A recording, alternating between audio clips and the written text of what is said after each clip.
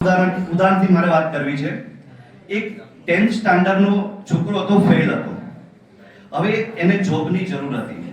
હવે પેપરમાં એડ આવી એટલે એણે ત્યાં એપ્લાય કર્યું. હવે એ માલિકના 5 થી 6 સ્ટોર હતા. એટલે પેલા માલિકે કીધું કે ભાઈ તું તો 10th સ્ટાન્ડર્ડ ફેલ છે, મારે તો એવા માણસની જરૂર છે કે જે મારું સેલ્સ વધારી શકે, કે તારી જરૂર નથી. એટલે પેલા છોકરાએ કીધું ના સાહેબ, મારે નોકરીની જરૂર છે. તમારે જે છે તમારું સેલ્સ વધે, હું કંઈક સેલ્સ વધે તો જ તમે મને પગાર આપજો, નહીંતર પગાર ના આપતા. એટલે માલિકને એની વાત સાચી લાગી કે બરાબર છે કે ભાઈ કે છે તો આપણે આ રીતે રાખીએ. એટલે માલિકે આ છોકરાને જોબ ઉપર રાખ્યો. હવે માલિકના 5 થી 6 સ્ટોર હતા. 1 મહિના પછી મીટિંગ થઈ. એટલે પેલા સ્ટોરના મેનેજર હતા ને, એણે કીધું કે આ કેવા છોકરાને તમે લઈને આવી ગયા છો? એટલે પેલા કે કેમ, કે આ ઓક્સફોર્ડમાં ભણેલો છોકરો છે કે નહીં? તો એ કે 5 ડિપાર્ટમેન્ટ સ્ટોરમાંથી જેટલું સેલિંગ નથી થતું ને એટલું સેલિંગ આ એક છોકરો જ કરે છે. પેલો કે એટલે માલિકને નવાઈ લાગી કે 10th સ્ટાન્ડર્ડ ફેલ આ છોકરો આટલું કઈ રીતે કરે છે. એટલે એને જોયું ચલો હું ચેક કરું. એટલે એ સ્ટોરમાં એકદમ કોર્નર ઉપર બેઠા બેઠા જોતા હતા કે છોકરો કઈ રીતે ડીલ કરે છે. હવે એ માણસ આવ્યો હશે, એક કસ્ટમર આવ્યો એટલે એને માછલી પકડવાનો કાંટો આપ્યો કે ભાઈ સાહેબ આ માછલી પકડવાનો કાંટો છે. કસ્ટમર કેવું કે સરસ છે, લઈ લીધો. પછી બીજી વસ્તુ કે કીધું સાહેબ તમે માછલી તો કાંટો તો લઈ જાઓ છો, તો માછલી પકડશો કેવી રીતે? એક લોટ નાખશો તો આવશે ને? સાહેબ અમારે ત્યાં સરસ મજાનો લોટ મળે છે, તમે એ લઈ લો ને. કસ્ટમર કે બહુ સારી વાત છે, ચલો ભાઈ લોટ પણ પેક કરી દો.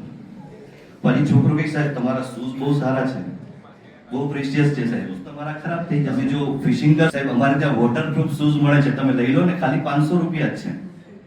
કસ્ટમર કે ચલો પેક કરી દો. પછી ફરી વાર આગળ કસ્ટમર જતો હતો એટલે પાછો પેલો છોકરો કીધું કે સાહેબ તમે માછલી તો પકડો છો, ફિશિંગ કરવા જાઓ છો, તો માછલી કદાચ 15 મિનિટમાં પણ આવે, તમારે પકડાઈ જાય, 10 મિનિટ બી થાય, કલાક બી થાય, ત્યાં સુધી શું તમે ભૂખ્યા રહેશો?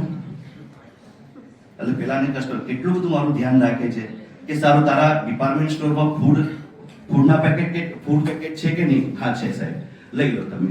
એટલે ફૂડ પેકેટ લઈ લીધું. હવે છેલ્લે કસ્ટમર રીલ બનાવવા જતો. હવે એક છેલ્લી આ એક અમરેલા પડી છે સાહેબ, કે એ તમે જો અત્યારે તડકો વધારે છે અને તડકામાં ફિશિંગ કરો એના બદલે બેઠા બેઠા અમરેલા ખોલી અને ફિશિંગ કરો તો કેવું સારું રહે. ખાલી 300 રૂપિયા છે, આપી દો સાહેબ. કે આપી દે. હવે પેલો કસ્ટમરનું 3000 થી 3200 રૂપિયાનું બિલ બન્યું. આ બધો પેલો માલિક બેઠા બેઠા જોતો હતો. પછી કસ્ટમર જતો રહ્યો એટલે માલિક આવ્યો. ખાલી બહુ સરસ માછલીનો કાર્ટૂન તે આટલી બધી વસ્તુ આપી દીધી.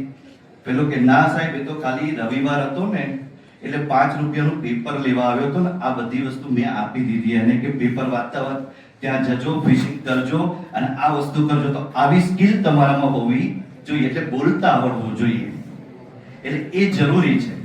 બરાબર. એક ઇવેન્ટની અંદર આપણા જેપી અબ્દુલ કલામ સાહેબ એક ઇવેન્ટની અંદર ગયા હશે ને, તો એક 7th સ્ટાન્ડર્ડના સ્ટુડન્ટે બહુ સરસ સવાલ કર્યો કે આપણા ભારતની સૌથી મોટી તાકાત કઈ છે? તો એણે અબ્દુલ કલામ સાહેબે બહુ સરસ જવાબ આપ્યો કે આપણા દેશના 60